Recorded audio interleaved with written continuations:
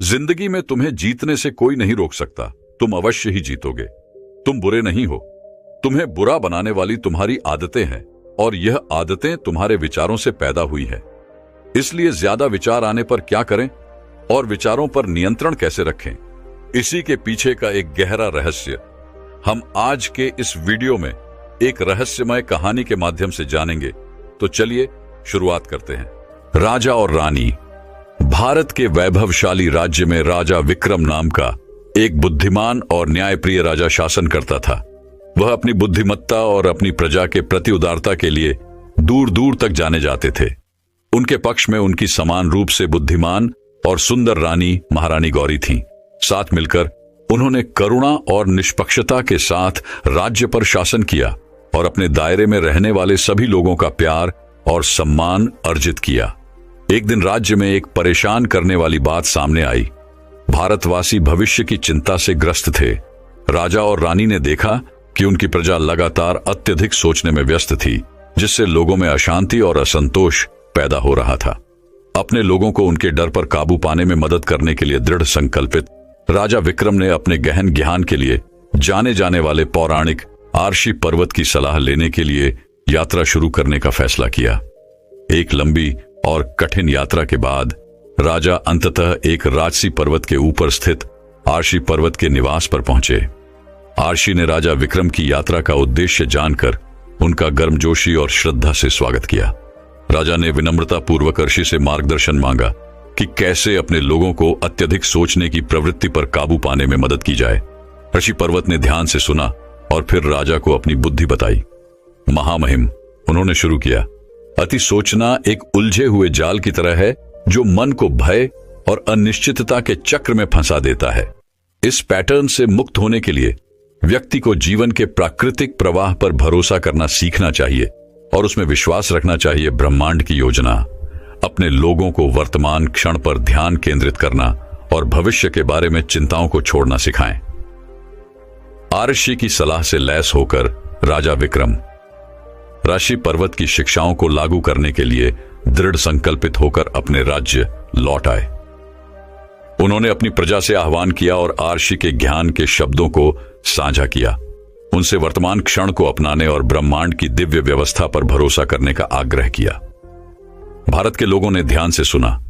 उनके हृदय आशा और दृढ़ संकल्प से भर गए। दिन सप्ताहों में और सप्ताह महीनों में बदल गए। धीरे धीरे लेकिन लगातार राज्य में माहौल बदलने लगा। लोगों ने अपनी चिंताओं और भय को छोड़ना सीखा। इसके बजाय प्रत्येक क्षण को पूरी तरह से जीने पर ध्यान केंद्रित किया। सड़कें एक बार फिर हंसी और खुशी से भर गईं, क्योंकि लोगों के दिमाग से अत्यधिक सोच के काले बादल हट गए। अपने राज्य में सकारात्मक परिवर्तन से प्रभावित होकर राजा विक्रम ने आरशी पर्वत की बुद्धिमत्ता और अपने लोगों के लचीलेपन का सम्मान करने के लिए एक भव्य उत्सव आयोजित करने का निर्णय लिया। सड़कों को रंग बिरंगे बैनरों और फूलों से सजाया गया था और हवा संगीत और हंसी से भर गई थी।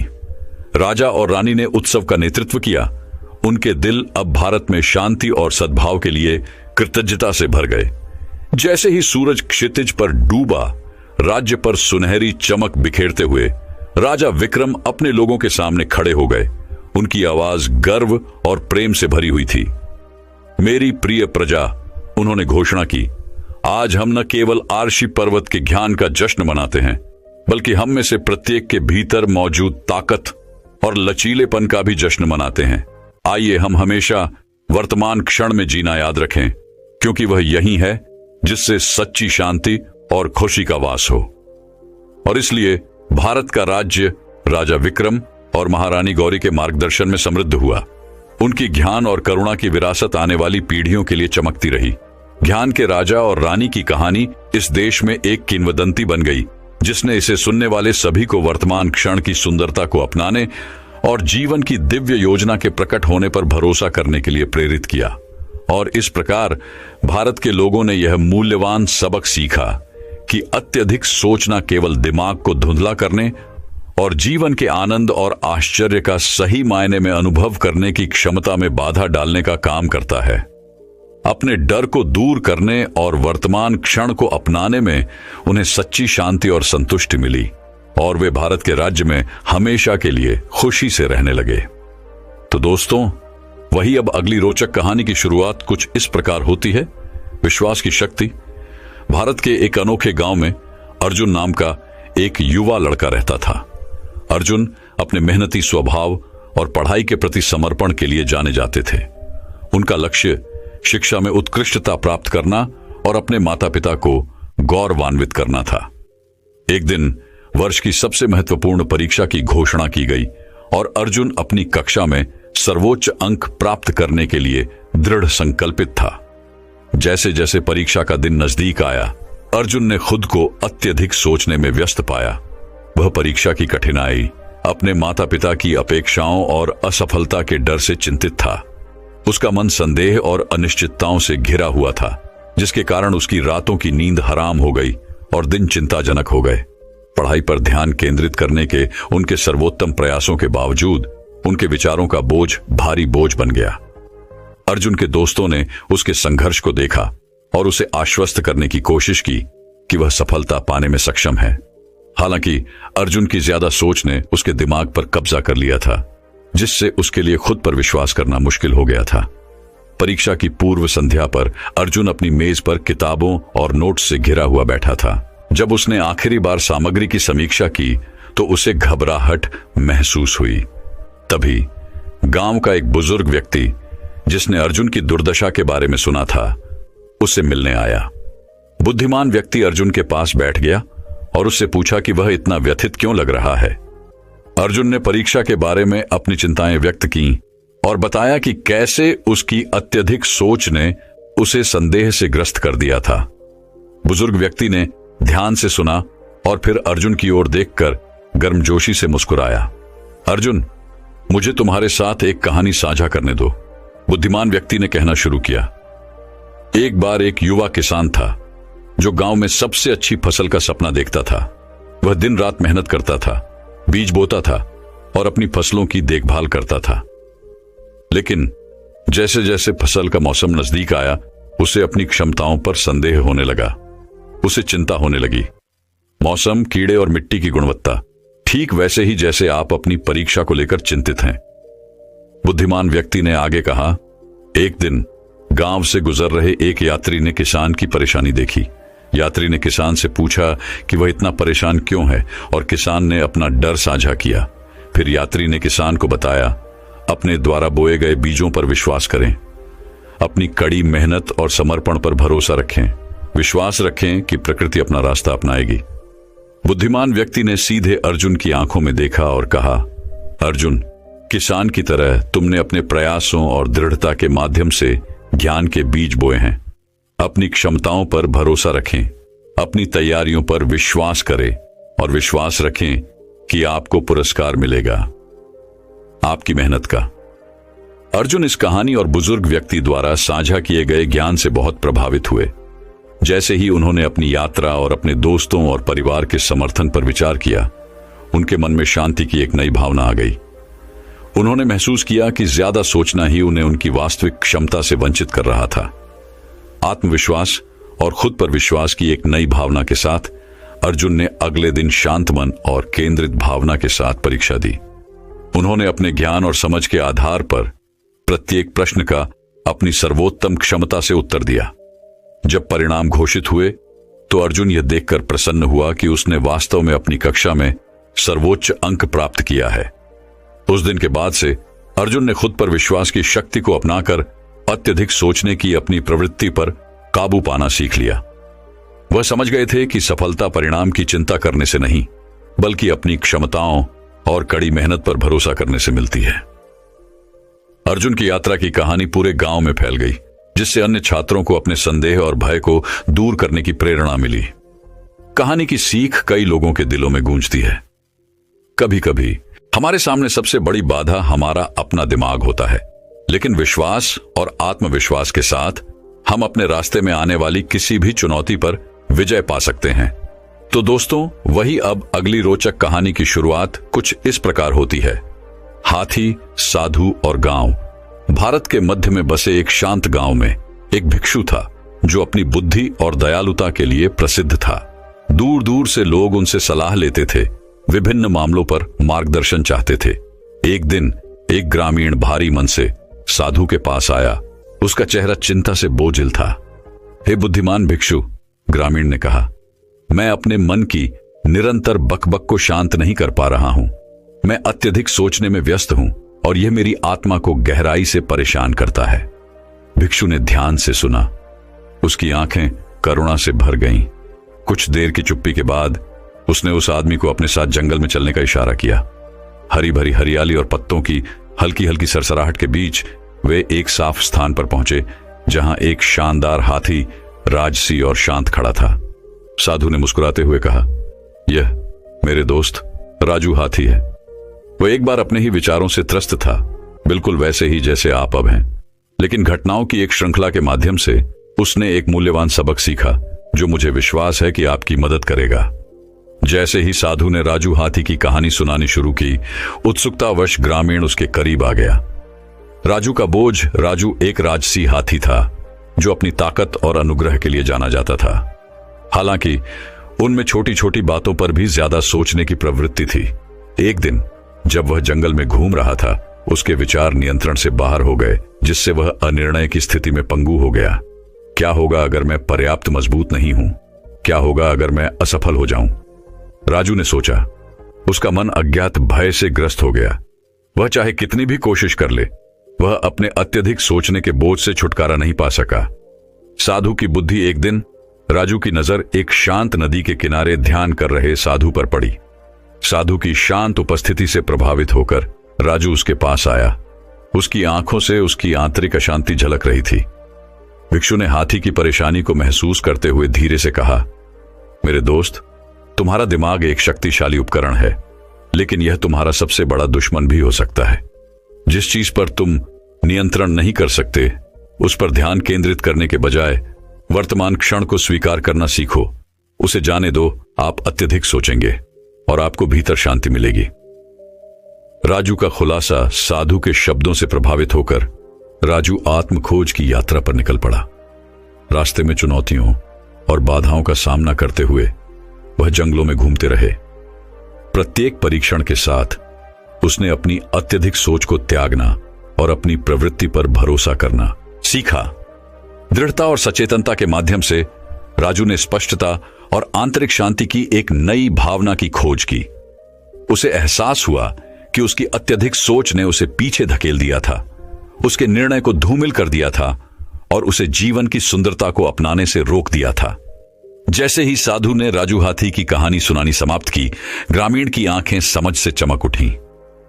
मैं अब देखता हूं, ग्रामीण ने धीरे से कहा, मेरी अत्यधिक सोच मेरी सबसे बड़ी बाधा रही है, जिसने मुझे संदेह और भय के चक्र में फंसा दिया है। राजू की तरह मुझे भी हार मानना सीखना चाहिए और वर्तमान क्षण के ज्ञान पर भरोसा करना चाहिए। साधु ने सिर हिलाया। उसकी निगाहें गर्मजोशी से भर गईं। याद रखें मेरे दोस्त, अतीत केवल एक स्मृति है और भविष्य अभी सामने आना बाकी है। वर्तमान पर ध्यान केंद्रित करें और आप अपनी अत्यधिक सोच पर विजय पाने की ताकत पाएंगे। कृतज्ञता की गहरी भावना के साथ ग्रामीण ने साधु को विदाई दी। उसका दिल काफी समय पहले की तुलना में हल्का हो गया था और जब वह गांव वापस गया तो वह अपने साथ राजू हाथी की कालातीत बुद्धि को ले गया। एक अनुस्मारक कि उसे अत्यधिक सोचना छोड़ देना चाहिए और जीवन की यात्रा की सुंदरता को अपनाना चाहिए। तो दोस्तों, वही अब अगली रोचक कहानी की शुरुआत कुछ इस प्रकार होती है। भीतर की लड़ाई। भारत के एक छोटे से गांव में आदित्य नाम का एक युवक रहता था। वह अपनी बुद्धिमत्ता और बुद्धिमत्ता के लिए जाने जाते थे, लेकिन एक चीज थी जो उन्हें हमेशा पीछे खींचती थी, वह थी ज्यादा सोचना। आदित्य को हर स्थिति का हर संभव कोण से विश्लेषण करने की आदत थी, जिसके कारण अक्सर अनिर्णय होता था और अवसर चूक जाते थे। एक दिन गांव को एक गंभीर समस्या का सामना करना पड़ा। एक जंगली बाघ गांव में घुस आया था, जिससे निवासियों में भय और अफरा तफरी मच गई। ग्राम प्रधान ने बाघ को पकड़ने और गांव को बचाने की योजना बनाने के लिए सभी युवकों को इकट्ठा किया। गांव के सबसे चतुर युवकों में से एक होने के नाते आदित्य को भी बैठक में बुलाया गया था। हालांकि जब ग्रामीणों ने बाघ को पकड़ने के लिए विभिन्न रणनीतियों पर चर्चा की, तो आदित्य गहरी सोच में चुपचाप बैठा रहा। उसका दिमाग सैकड़ों अलग अलग विचारों से गूंज रहा था, लेकिन वह यह नहीं चुन पा रहा था कि वह किसे अपनाए। घंटे दिन में बदल गए और बाघ ने गांव में कहर बरपाना जारी रखा। आदित्य के अनिर्णय से ग्रामीण अधीर और निराश हो गए। उन्हें उसकी क्षमताओं पर संदेह होने लगा और उसकी बुद्धिमत्ता पर सवाल उठने लगे।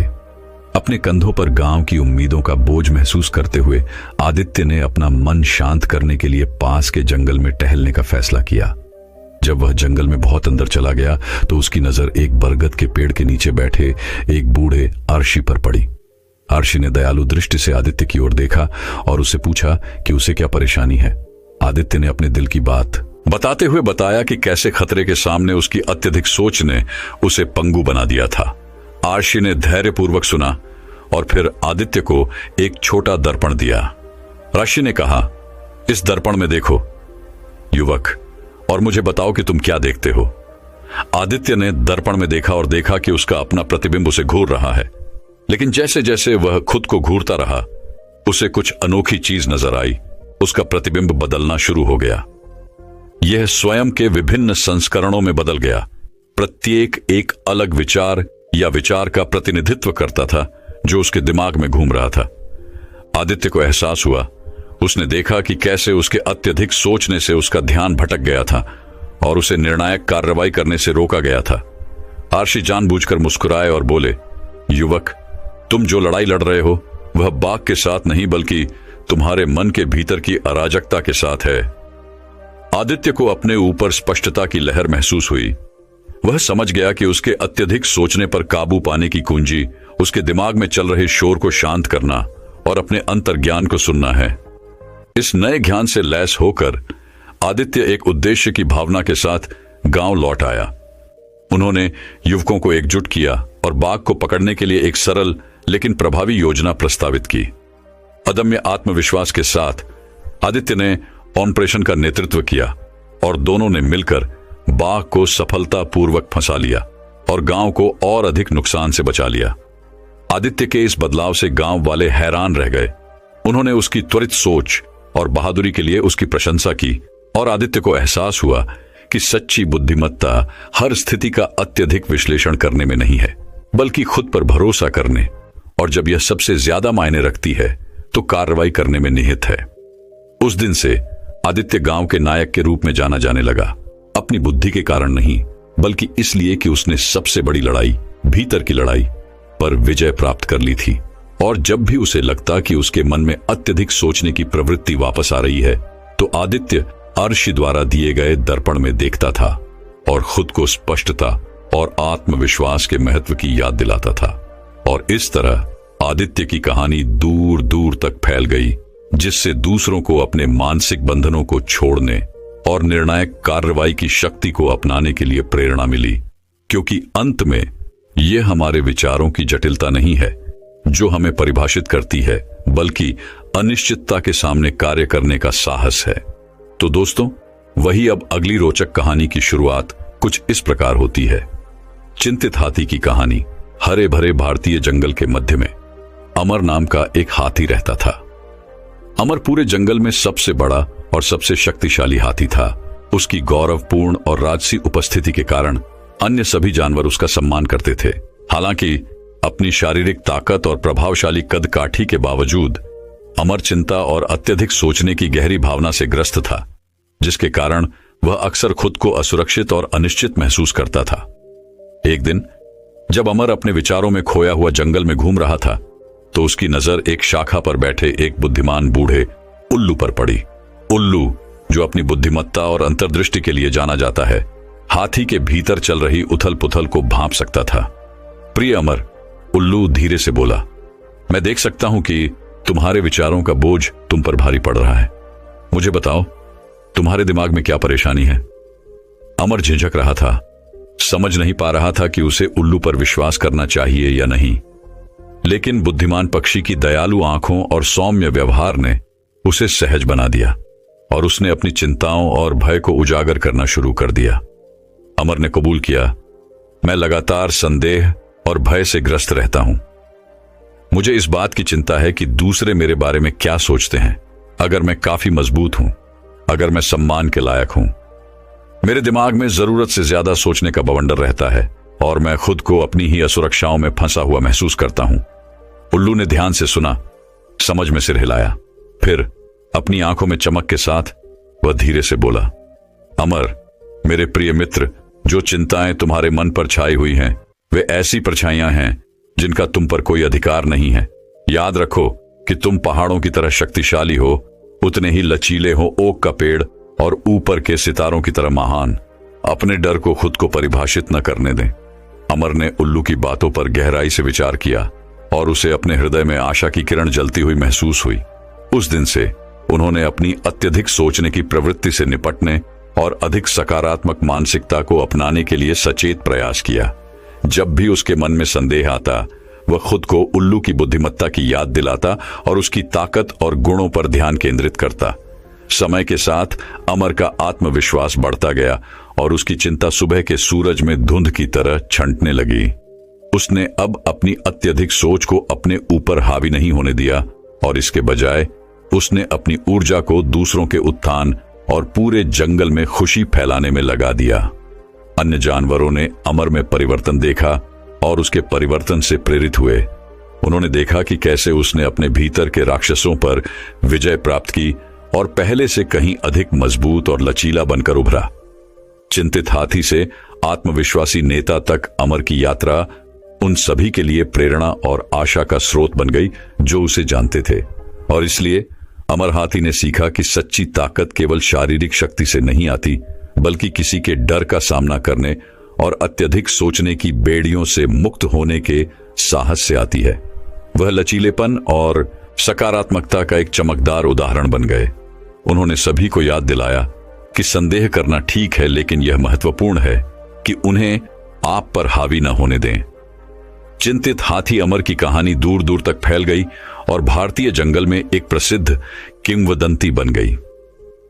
और यद्यपि चुनौतियां अभी भी सामने आईं, अमर ने बुद्धिमान बूढ़े उल्लू की बुद्धिमत्ता और अपने स्वयं के मूल्य में विश्वास द्वारा निर्देशित आंतरिक शांति और आत्माश्वासन की एक नई भावना के साथ उनका सामना किया।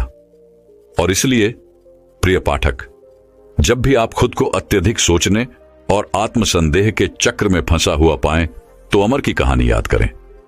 जिस तरह हाथी को अपने डर से ऊपर उठने की ताकत मिली, उसी तरह आप भी साहस, विश्वास और दृढ़ संकल्प से भरे दिल से किसी भी बाधा को पार कर सकते हैं।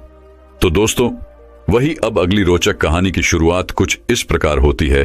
बुद्धिमान आर्षी और परेशान दिमाग का दृष्टांत। भारत की विशाल शुष्क भूमि के बीच बसे एक छोटे से गांव में रवि नाम के एक बुद्धिमान आर्षी रहते थे।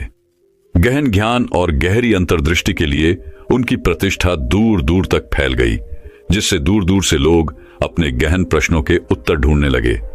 एक दिन 4 युवा ग्रामीण अत्यधिक सोचने के बोझ से परेशान मन से उनके पास आए। पहला ग्रामीण अर्जुन भविष्य की अनिश्चितताओं के बारे में चिंताओं से ग्रस्त था। वह इस बात को लेकर चिंतित रहता था कि आगे क्या होगा। वह लगातार इस बात पर विचार करता रहा कि उसे कौन से रास्ते अपनाने चाहिए और कौन से निर्णय लेने चाहिए। दूसरी ग्रामीण मीरा अतीत के पछतावे से त्रस्त थी। वह उन गलतियों को जाने नहीं दे सकती थी जो उसने की थीं और जो अवसर उसने गंवा दिए थे। वह लगातार इस बात पर विचार करती रहती थी कि क्या हो सकता था। तीसरा ग्रामीण राजेश खुद को तुलना के जाल में उलझा हुआ पाता था। हमेशा खुद को दूसरों से तुलना करता था और खुद को अपर्याप्त महसूस करता था।